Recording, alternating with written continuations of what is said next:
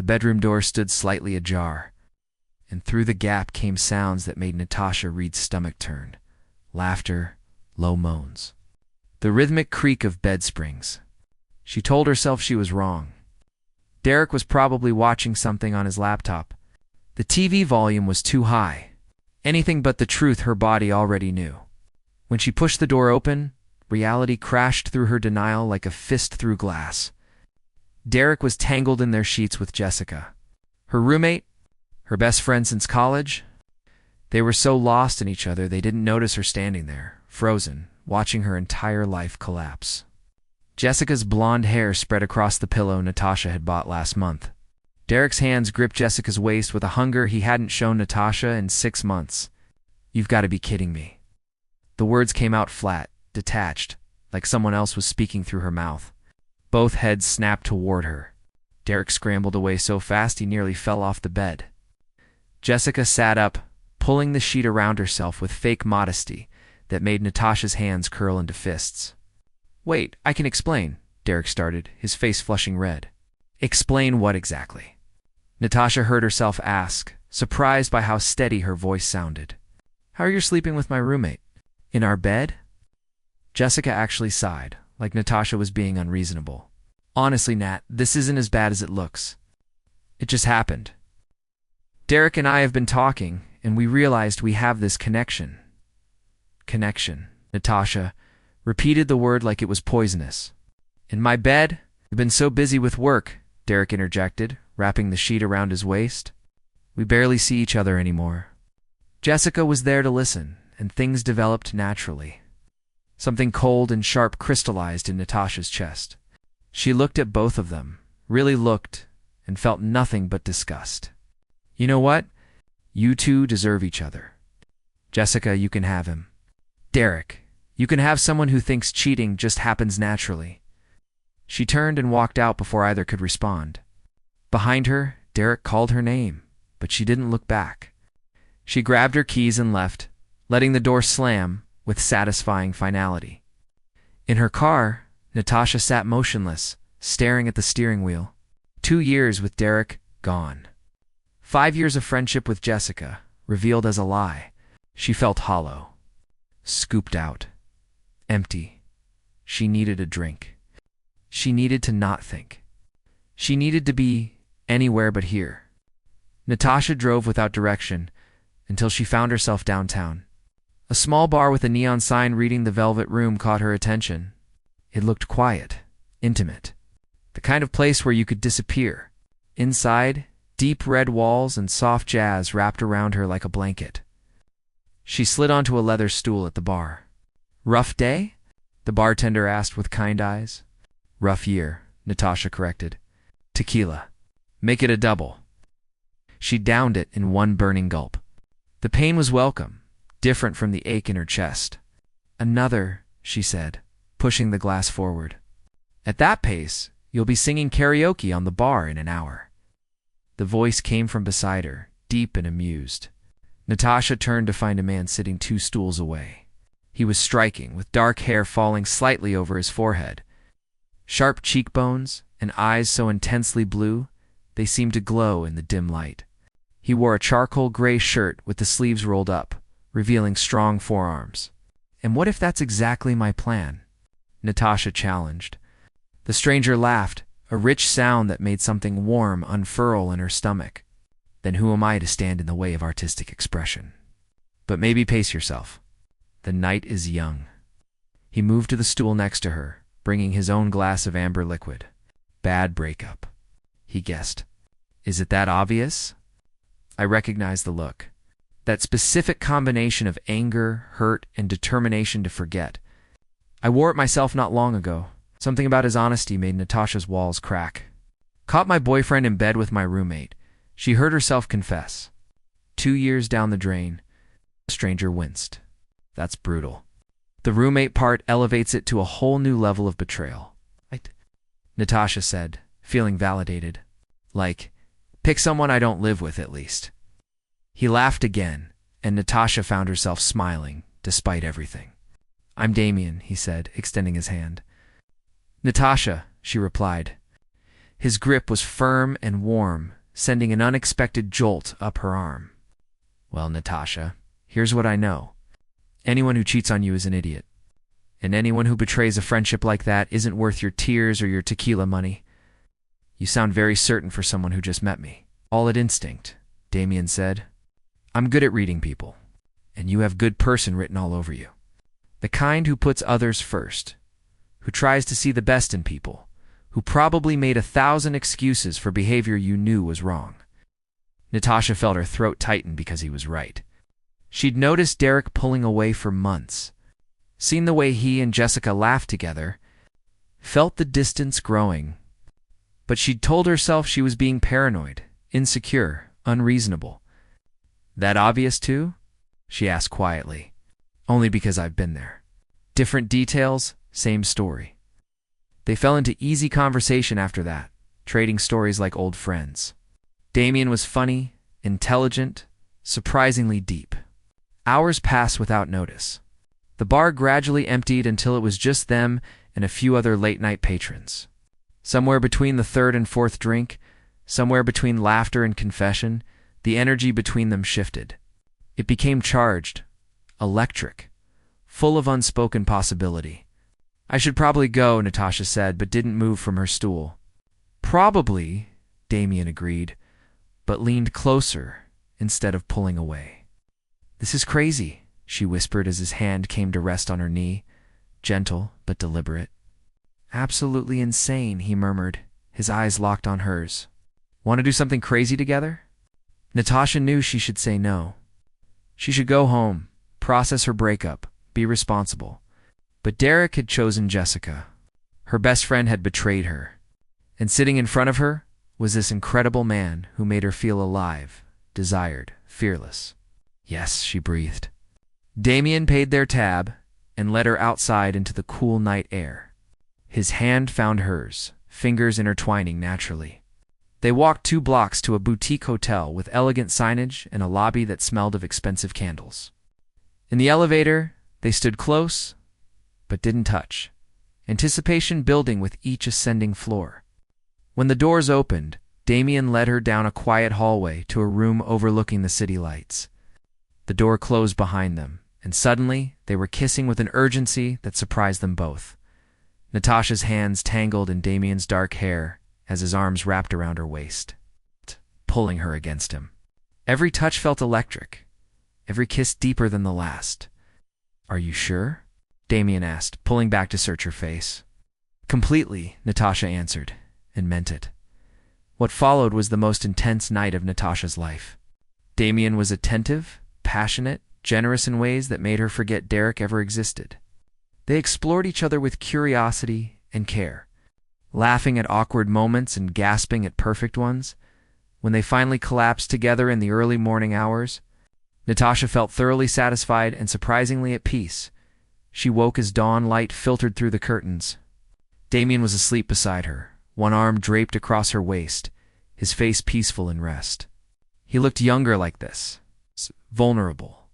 Natasha felt a pang of something tender that scared her. This was supposed to be one night, a beautiful distraction from her pain. Getting attached would only complicate things. Carefully, she extracted herself from his embrace and gathered her scattered clothes. She dressed quietly, searching for her shoes and purse as she was about to leave. She noticed her red lace panties on the floor near the bed. On impulse, she picked them up and placed them on the pillow beside Damian's head with a small smile, a memento of their perfect night. Then Natasha Reed slipped out of the hotel room and back into her regular life. Certain she would never see the mysterious Damian again, she had no idea how. Wrong she was. Monday morning arrived with cruel efficiency. Natasha had spent the weekend moving her belongings out of the apartment she'd shared with Jessica and into a smaller studio across town. Derek had called 17 times.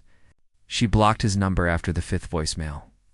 Jessica sent a single text, "We need to talk." Natasha deleted it without responding. The only thing that made her smile during those difficult days was the memory of that night with Damian. The mysterious stranger who had made her feel beautiful, desired, powerful when she needed it most. She wondered about him sometimes, imagined running into him at a coffee shop or bookstore. But the city was huge, and lightning rarely struck twice. Sterling and Associates occupied 3 floors of a downtown high-rise. Natasha had worked there for 4 years, steadily climbing from junior copywriter to marketing specialist. She loved her job, loved the creative challenges and the team dynamic. Today, however, she felt anxious. The company had been searching for a new creative director for months. The announcement email said the decision had finally been made. "Big day," her coworker Rachel commented as Natasha settled at her desk with coffee. "Everyone's buzzing about the new director. Apparently he's some hotshot from New York who revolutionized digital marketing at his last company. Hopefully he's not one of those nightmare bosses who thinks screaming equals leadership," Natasha replied, booting up her computer. "From your lips to the universe's ears," Rachel laughed. Meetings at 10. Mandatory attendance for all creative staff. At 9:55, Natasha made her way to the large conference room. The space was already packed with her colleagues, everyone chattering with nervous energy. She found a seat near the middle, next to Marcus from graphic design. "Any bets on what he's like?" Marcus whispered. $50 says he's wearing a turtleneck and talking about synergy within the first 5 minutes. Natasha joked. The room fell silent as Margaret Sterling, the company's CEO, entered with a tall figure behind her. Natasha's heart stopped. No, it couldn't be. "Everyone, I'd like to introduce Damian Kraus, our new creative director. Damian comes to us from Apex Marketing in New York, where he increased their client retention by 40% and won 3 industry awards. We're thrilled to have him on board." Damian stepped forward, and his eyes swept across the room, professional, confident, completely in command. Then his gaze landed on Natasha, and she watched recognition flash across his face, followed immediately by something that looked like panic. Their eyes locked for a frozen moment. Natasha felt her face burning, her heart hammering so hard she was sure everyone could hear it. Damian recovered first, his expression smoothing into practiced neutrality. "Thank you, Margaret. I'm excited to be here and to work with such a talented team. I believe in collaborative creativity, open communication, and pushing boundaries. My door is always open." His voice was the same, that deep timbre that had whispered in her ear just days ago. But now it was measured professional, completely different from the man who had made her laugh in a dimly lit bar. "I'll be scheduling one-on-one meetings with each of you over the next week to discuss your projects and goals. I'm looking forward to getting to know you all." His eyes found Natasha's again. This time there was a clear message. "We need to talk." The meeting continued, but Natasha heard nothing. Her mind was spinning, replaying every moment of that night. The way he'd touched her, the things they'd said to each other, the red lace panties she'd left on his pillow. Oh God, the panties. When Margaret finally dismissed them, Natasha tried to slip out quickly. But Damian's voice stopped her. "Miss Reed, could you stay for a moment? I'd like to discuss the Mitchell campaign." Natasha's colleagues filtered out, Rachel shooting her a curious look. When the door closed behind the last person, silence fell like a hammer. Damian ran a hand through his hair. The first crack in his professional facade. "Natasha," he started. "Don't," she cut him off, her voice sharper than she intended. "Don't say my name like that. Not here. We need to talk about this." "There's nothing to talk about. That night didn't happen." "We're strangers, are we?" Damian stepped closer, and Natasha's body betrayed her with a flush of heat. "Because I still have your panties on my nightstand, and I've been thinking about you every day since you disappeared." "You can't say things like that," Natasha hissed, backing away. "You're my boss now." "I know that. Trust me, I know exactly how complicated this is." "Complicated. Damian, this is impossible. I need this job. I've worked for years to get where I am. If anyone finds out we slept together, my credibility is destroyed. They'll say I'm trying to sleep my way to the top, then we keep it between us. That night stays in the past, and we move forward professionally. Can you do that?" Natasha challenged, hating how her voice wavered. "Can you look at me every day and pretend you don't know what I look like when I don't?" Damian interrupted, his jaw clenching. "Don't finish that sentence." "Because no, Natasha, I don't know if I can pretend, but I have to try. We both do. The air between them crackled with tension, thick with unspoken desire and impossible circumstances. This can't happen again, Natasha said firmly. Whatever that was, it's over. Agreed, Damian replied. But his eyes told a different story. Natasha turned and walked toward the door, needing distance. Needing air, Natasha? She stopped, but didn't turn around.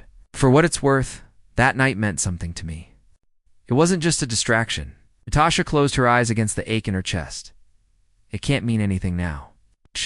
She left before he could respond. Before her resolve could crumble, before she could do something stupid, like kiss him in the conference room where anyone could walk in. But as she returned to her desk and tried to focus on work, one thought kept circling through her mind. How was she supposed to work for a man who knew exactly how to make her come undone? 3 weeks passed in exquisite torture. Damian was professional. Too professional. He treated Natasha exactly like every other team member. His tone neutral, his distance perfect. In meetings, his eyes skated past her. In the hallway, he nodded politely and kept walking. It was driving her insane. Worse, he was brilliant at his job. His ideas were innovative, his feedback constructive, his leadership inspiring. The entire creative team was thriving under his direction. Natasha found herself genuinely respecting him, which only made the attraction harder to ignore. Late Thursday evening, Natasha was the last one in the office, finishing revisions on the Anderson pitch. The floor was dark, except for her desk lamp and the city lights filtering through the windows, burning the midnight oil. She jumped, spinning to find Damian leaning against a nearby cubicle wall. He'd loosened his tie and rolled up his sleeves, looking tired and entirely too attractive. I could ask you the same thing, Natasha replied, forcing her voice steady. Couldn't sleep. Thought I'd catch up on budget reviews. He moved closer, his eyes intense.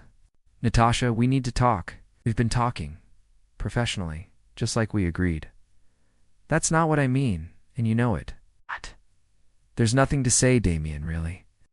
Because I think about you constantly. I dream about that night. I catch myself staring at you in meetings and have to look away before someone notices. Natasha's breath caught. Don't do this. Do what? Tell you the truth? That avoiding you is the hardest thing I've ever done? That seeing you every day and not being able to touch you is torture? Stop, Natasha whispered, but her body was already betraying her, swaying toward him. Make me, Damian challenged, closing the distance between them. They crashed together like a wave against rocks. His mouth was on hers, hungry and demanding, and Natasha responded with equal desperation. His hands gripped her waist, lifting her onto the desk as papers scattered to the floor. We can't, she gasped between kisses. No, he murmured against her throat. Someone could see. I locked the floor. Access. Damian, tell me to stop, and I will. Right now.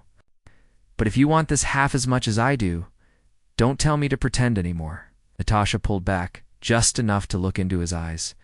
She saw hunger there, yes, but also something deeper. Vulnerability. Need. The same ache that had been eating at her for weeks. Right. My place, she said. 20 minutes. They separated, gathering their things with shaking hands.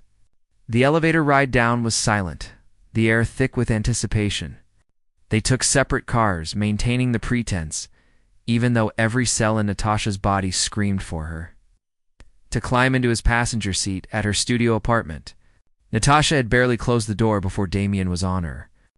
They shed clothes between kisses, stumbling toward her bedroom. This time was different from their first night. More intense. More desperate. Tinged with the forbidden nature of what they were doing. Afterward, they lay tangled in her sheets. Breathing hard. This is insane, Natasha said to the ceiling. Completely, Damian agreed. Pulling her closer. We can't keep doing this. If anyone at work finds out they won't, we'll be careful. Careful? Natasha laughed bitterly.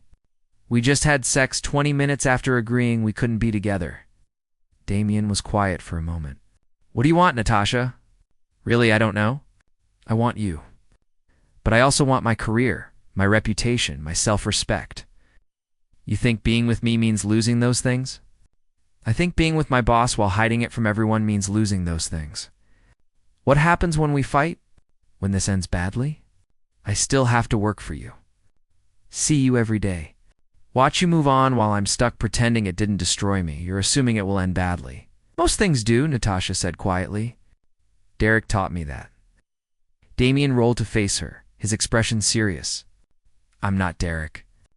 I would never cheat on you. Never betray you like that. You say that now. But 3 months from now, when the excitement wears off and I'm just another employee you used to sleep with, stop. His voice was sharp. Don't reduce what we have to something cheap. That night wasn't random for me, Natasha. When you walked into that conference room, my first thought wasn't, oh no, this is complicated. It was thank God I found her again. Natasha felt tears prick her eyes. Then what do? We figure it out, together. Maybe it's messy. Maybe it's risky. But I'm willing to try if you are. Before Natasha could respond, her phone buzzed on the nightstand. She glanced at it and froze. Derek's name flashed on the screen, followed by a message preview. I know about your new boss. We need to talk. Ice flooded Natasha's veins. How would he another message? Jessica saw the announcement on LinkedIn. Small world, huh? Then a photo loaded. Natasha and Damian, leaving the office building together earlier that evening. The angle was distant, but unmistakable. Someone had been watching. Natasha, what's wrong? Damian asked, sitting up. She showed him the phone with shaking hands. Damian's jaw clenched as he read. Is he threatening you? I don't know, maybe. Another message arrived. Lunch tomorrow. 1 o'clock. Marchetti's. Don't keep me waiting. You're not going, Damian said flatly. I have 2. If he knows about us, if he's been watching, he could ruin everything. Let him try. You'll what? Damian, you've been here 3 weeks. Margaret adores you, but if this comes out, she'll have to choose between her star director and a mid-level marketing specialist. I know how that ends. You're not mid-level, and I won't let him manipulate you. This isn't about what you'll let me do, Natasha snapped, pulling away. This is my career, my life. I need to handle this. Damian looked like he wanted to argue, but something in her expression stopped him. Fine, but I'm not letting you face him alone. I'll be nearby. If anything goes wrong, nothing will go wrong. It's just lunch. He probably wants to gloat about Jessica or something. But as Natasha said it, she didn't believe it. The timing was too convenient. Derek had never been the vindictive type, but he also wasn't one to reach out after being blocked unless he wanted something. Damian left reluctantly an hour later, making her promise to text him as soon as the lunch was over. Alone in her apartment, Natasha stared at Derek's messages. Dread pooling in her stomach. She thought the worst of the betrayal was behind her. She thought she was moving forward, building something new with Damian, risky as it was. Now she realized that the past wasn't done with her yet. And when Derek smiled at her across a table at Marchetti's the next afternoon, looking smug and dangerous, Natasha knew her instincts were right. Hello, Nat, he said smoothly. Thanks for coming. I have a proposition for you. Natasha sat across from Derek in the upscale restaurant, her hands folded in her lap to hide their trembling. He looked the same. Same sandy hair, same easy smile, same confidence that had once attracted her and now made her stomach turn. You look good, Nat, Derek said, sipping his water. New job treating you well? Cut to it, Derek. What do you want? His smile widened. Right to business.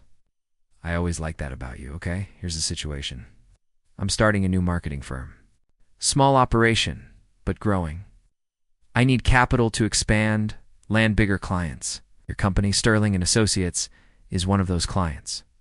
We'd never work with you, not me directly, but through a subsidiary company. Different name, clean paperwork. Jessica's been handling the business side. She's surprisingly good at it. Natasha's jaw clenched at the mention of Jessica. But she kept her voice level. And this concerns me how. I need an inside contact at Sterling, someone who can feed me information. Upcoming pitches, budget numbers, client lists. Nothing illegal, just insider knowledge that gives us a competitive edge. You're insane if you think I'd help you. Derek leaned back, his expression hardening. I think you will. It is if you don't. I'll send an interesting email to Margaret Sterling. One that details your romantic relationship with Damian Cross, complete with timestamps from that photo. Witness statements about you two leaving together. Maybe even some creative embellishments about how you've been sleeping your way to better assignments. Natasha's blood ran cold. You're blackmailing me. I'd prefer to think of it as a mutually beneficial arrangement. You give me intel, I keep your secret. Simple. There's nothing to expose. Damian and I aren't pleased. Derek's laugh was cruel. Jessica has a friend who works at that hotel. The one downtown where you and your mysterious boss spent the night before you even started at Sterling. The timeline is damning, Nat. You slept with him, then he became your boss, even if it was. Coincidence? How do you think that looks? It was one night. Before either of us knew. Does Margaret care about that? Do your coworkers? Or will they just assume you're the woman who seduced the new director to get ahead? He leaned forward. Your reputation will be destroyed. Damian's too, probably. Margaret might even have to let both of you go to save face. Natasha felt trapped, her mind racing through options. She could refuse, let him send the email, deal with the fallout. But Damian's career would be collateral damage. He'd done nothing wrong except fall for her. Why are you doing this? She asked quietly. I never did anything to you. You left me, Nat. Walked out like I was nothing. Do you know how that felt? How embarrassing it was to explain to people that my girlfriend just disappeared. You were in bed with Jessica. A mistake. One I've regretted. But you didn't even give me a chance to explain, to fix things. You just vanished. His eyes glinted with malice. So yes, when Jessica told me about your new boss and showed me that photo, I saw an opportunity. Call it payback. Call it business. Call it whatever you want. But you're going to help me, or everyone finds out about you and Damian. Natasha stood, her chair scraping loudly. Go to hell, Derek. She walked out before he could respond, her heart pounding. Outside, she texted Damian. Meet me at my place. Now. He was there in 15 minutes, bursting through her door with worried eyes. What happened? Did he hurt you? Natasha explained everything. With each sentence, Damian's expression darkened. That absolute, he paced her small living room. We go to the police. That's blackmail. It's illegal. And by the time we prove it, the damage is done. Sends that email. And even if he faces charges later, our reputations are ruined now. So what? Let them think whatever they want. We didn't do anything wrong, didn't we? Natasha's voice cracked. We slept together, Damian. Then you became my boss, and we did it again. In the office. We've been sneaking around for weeks. Maybe we didn't plan it, but we're not innocent. Don't let them twist this. What we have is real. It's not some calculated scheme. But how do we prove that? Who will believe us? Damian stopped pacing, his face shifting into something resolved. I'll resign. Remove myself from the equation. If I'm not your boss, there's no scandal. What? No. You can't give up your career because of me. Why not? You're more important than any job. We barely know each other, Damian. We've had one beautiful night and 3 weeks of stolen moments.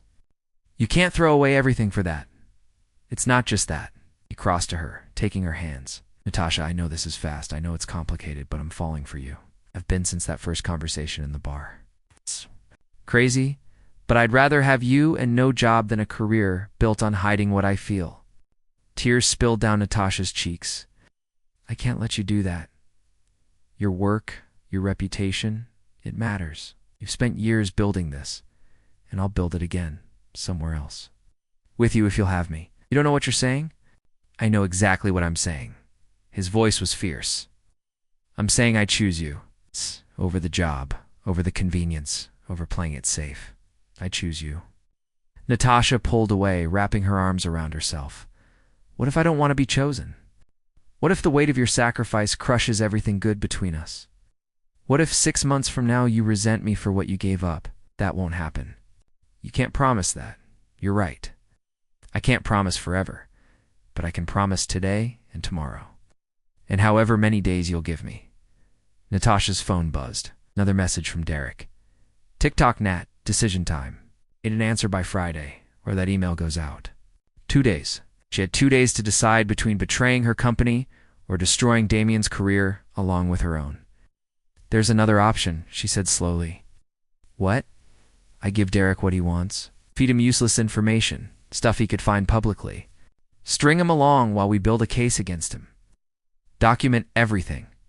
Absolutely not. You're not putting yourself in his crosshairs like that. It's the only way to protect both of us and catch him at the same time. And if he realizes you're playing him, if he escalates, then we deal with it. Together, Damian looked torn, fear and admiration warring in his expression. I hate this. All of it.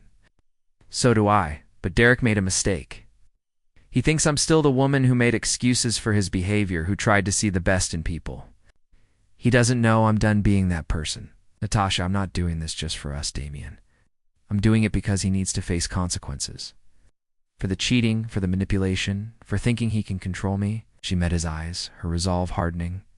I'm done letting men like him win. Damian pulled her into his arms, holding her tight.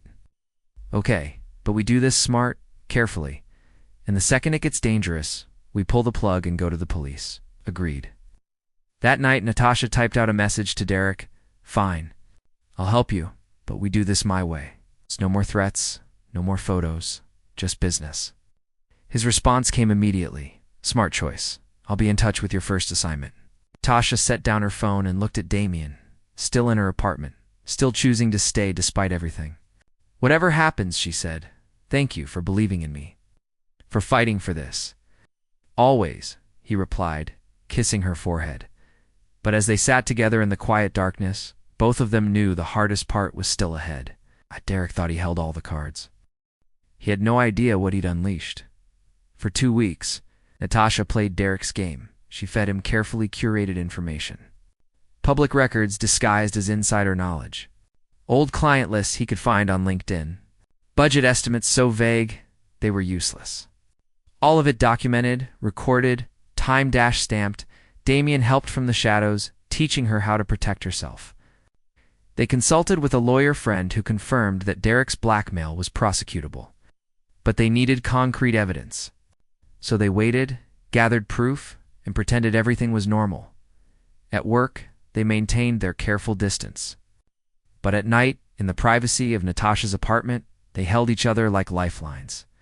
The pressure was crushing, but it also forged something between them. Something stronger than attraction or convenience. Trust. Real, hard-earned trust. Then Derek made his mistake. I need the Anderson pitch, he texted on a Thursday afternoon. Full presentation, budget breakdown, timeline. By tomorrow. The Anderson account was Sterling's biggest client. The pitch was confidential, worth millions. This wasn't insider knowledge. This was corporate espionage. That's too far, Natasha replied. I can't get that without raising red flags. Then get creative. I don't care how you do it.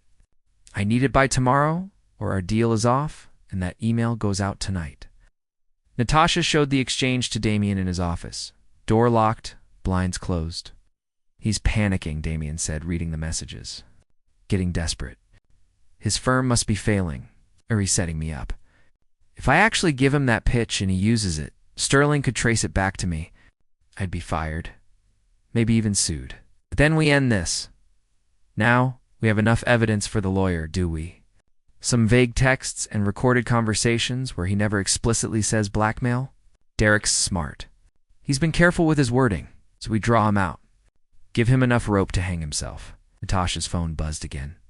This time it was a photo. Her and Damian taken through her apartment window. They were kissing, clearly intimate, unmistakably together.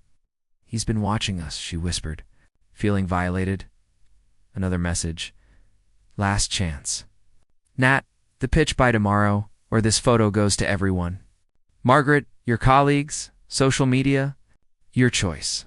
Damian's face went white with rage. That's it. We're calling the police right now. Wait. Natasha's mind was racing. What if we give him what he wants? But not the real pitch. A fake one. Close enough to look legitimate, but wrong in key ways. What does that help us? Because when he tries to use it, when he presents it to potential clients claiming insider knowledge from Sterling, we'll have proof. Proof that he used stolen corporate information. Proof of blackmail. Everything we need. Risky. If he figures out it's fake, he won't. He's too arrogant. Too sure he's won? Natasha looked up at Damian. Trust me. Damian studied her for a long moment, then nodded. Okay, let's burn him down. They worked through the night, creating a convincing fake pitch. Close enough to the real one to fool Derek, but with subtle errors that would make it useless.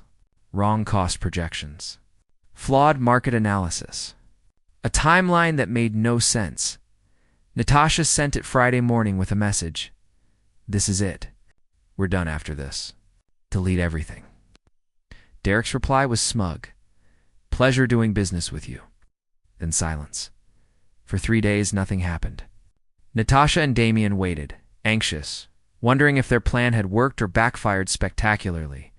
Monday morning, Margaret called an emergency meeting. I've just been informed, she said, her voice icy, that a competitor, Shaw Marketing, attempted to pitch the Anderson account using a version of our proposal. Anderson's CEO alerted me immediately.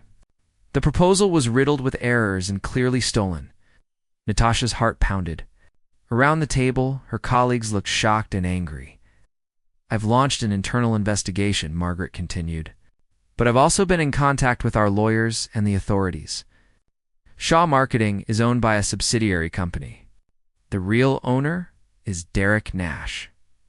Some of you may know that name. Eyes turned to Natasha. She kept her expression neutral. Mr. Nash has been arrested on charges of corporate espionage and blackmail. Apparently, he attempted to extort information from one of our employees using personal threats. Margaret's gaze landed on Natasha. Ms. Reed, my office. Now, in Margaret's office, Natasha found not just the CEO, but a lawyer and a detective. Ms. Reed, Margaret said gently, we know what happened. Derek Nash's phone records and documents were seized this morning. Everything is there. The blackmail, the threats, the surveillance. How Natasha started. Anonymous tip came in Saturday, the detective explained. Very detailed. Included documentation of threats, recorded conversations, evidence of stalking, all admissible in court. Natasha's eyes widened. Damian, he must have submitted everything to the police without telling her, protecting her from being directly involved. You're not in trouble, Margaret assured her. You're a victim here, but I need to understand something. The false information Nash received, did you provide that intentionally? Natasha took a breath. Yes, I consulted with a lawyer. We created a fake pitch to catch him in the act. I couldn't go to the police without concrete proof of his blackmail, so I gave him bait. Margaret was quiet for a moment, then nodded. Smart. Risky, but smart. She paused. There's one more thing. The blackmail was about your relationship with Damian Cross. I need to know if there's truth to those allegations. This was it. The moment Natasha had been dreading. There is, she said quietly, but not the way Derek framed it. Damian and I met before he was hired here. One night at a bar, after I'd caught my ex cheating. We didn't know who each other were. When he showed up as the new director, we were both shocked. We tried to keep things professional, but she met Margaret's eyes. We developed feelings for each other. Real ones. We've been seeing each other, but we've kept it private to avoid exactly this kind of complication. You understand this creates a conflict of interest. I do. If you need me to resign, I will. I need you to know that Damian is an exceptional leader who did nothing wrong. He's been nothing but professional at work. If anyone should face consequences, it's me. Margaret exchanged looks with the lawyer. Mr. Cross came to me this morning with his resignation, said the same thing. That he wouldn't let you take the fall for something that was mutual. Natasha's throat tightened. He shouldn't have to resign. He's brilliant at his job, which is why I'm not accepting his resignation. Or yours. Margaret leaned forward. Here's what's going to happen. You're being promoted to senior marketing specialist. You'll be moved to a different team reporting to Sandra Chen, not Damian. That removes the direct conflict of interest. What you two do outside of work is your business, as long as it doesn't interfere with operations. Are we clear? Natasha could barely breathe. You're not firing us? You caught a criminal, trying to steal from my company? You showed loyalty, intelligence, and courage. Why would I fire you? Margaret's expression softened. Besides, Damian Cross is the best hire I've made in years. And from what I've seen, you make him better. I'm not interested in losing either. A view over outdated policies about workplace relationships. Tears stung Natasha's eyes. Thank you. Don't thank me. Thank Anderson's CEO for being honest, and thank whoever submitted that anonymous tip. Now go back to work. And tell Damian to stop pacing outside my office. He's making my assistant nervous. Natasha left the office to find Damian in the hallway, looking haggard and terrified. We're okay, she said immediately. We're both okay. The relief on his face was profound. He pulled her into his arms right there in the hallway where anyone could see, and held her like she was the only solid thing in his world. I'm sorry I went to the police without telling you, he whispered. I couldn't let you take that risk alone. I know. It's okay. It worked. They pulled apart, aware of curious eyes from nearby offices, but this time Natasha didn't care. Let them look. Let them wonder. She was done hiding. That evening in her apartment, they finally breathed. Derek's being charged with multiple felonies, Damian said, reading updates on his phone. Blackmail, extortion, corporate espionage, stalking. His lawyer's already talking plea deals. Good. Natasha felt no sympathy. What about Jessica, named as an accomplice? Apparently she knew about the blackmail and helped him set up the surveillance. She's facing charges too. Karma's efficient when she wants to be. Damian set down his phone and turned to her. Are we really okay? Us? I mean, we're better than okay. We're free. No more secrets. No more hiding. Margaret knows, and she's fine with it. We can actually be together. Publicly. Normally. Is that what you want me? Normally. Publicly. Natasha pretended to consider. Well, when you put it that way, it sounds boring. I suppose I can adjust. Damian laughed, pulling her close. I love you. I know it's fast. I know it's crazy, but I love you. It is crazy, Natasha agreed. 3 months ago, I caught my boyfriend cheating. 2 months ago, I had a one-night stand with a stranger. A month ago, that stranger became my boss. 3 weeks ago, my ex tried to blackmail me. And now I'm here with you, and somehow it all makes sense. You didn't say it back. Say what? That you love me? Natasha smiled, cupping his face in her hands. I love you, Damian Cross. Against all logic, against all odds. Despite the fact that we've done everything backward and wrong and complicated, I love you. God, he murmured, kissing her deeply. Because I was starting to worry my grand romantic declaration fell flat. It was pretty grand, and you did get arrested for me. Well, almost. Actually, I got Derek arrested for you. Much more effective. They laughed, the sound bright and free, unburdened by secrets or shame or fear. Later, wrapped in her sheets as city lights painted patterns on the ceiling, Natasha thought about the journey that had brought her here. The betrayal that had seemed like an ending had actually been a beginning. Oh. The one-night stand that should have stayed in the past had become her future. Life was strange, messy, unpredictable. But lying next to Damian, his arm around her waist, his breathing slow and even, Natasha realized she wouldn't change any of it. Every painful moment had led her here. To this man, to this love, to this. A version of herself that was stronger, braver, truer than she'd ever been before. Hey, Damian murmured sleepily. You're thinking too loud. Just realizing something. What's that? Red lace panties on a hotel pillow might be the best decision I've ever made. Damian laughed, the sound rumbling through his chest. Tote to self. Think those panties. They're still at your place, you know? On your nightstand, apparently. Keeping them forever. They're a memento of the night I met the woman I'm going to marry. Natasha's breath caught. Is that a proposal? Not yet, but someday. When we've done this properly. Dates, meeting families, all the normal stuff we skipped. I'm holding you to that. I'm counting on it. Tasha closed her eyes, smiling in the darkness. She'd walked into that bar broken, betrayed, certain her story was ending. Instead, she'd found a beginning. Messy, complicated, absolutely perfect. and somewhere in a hotel drawer, a pair of red lace panties would forever mark the moment when everything changed. The end.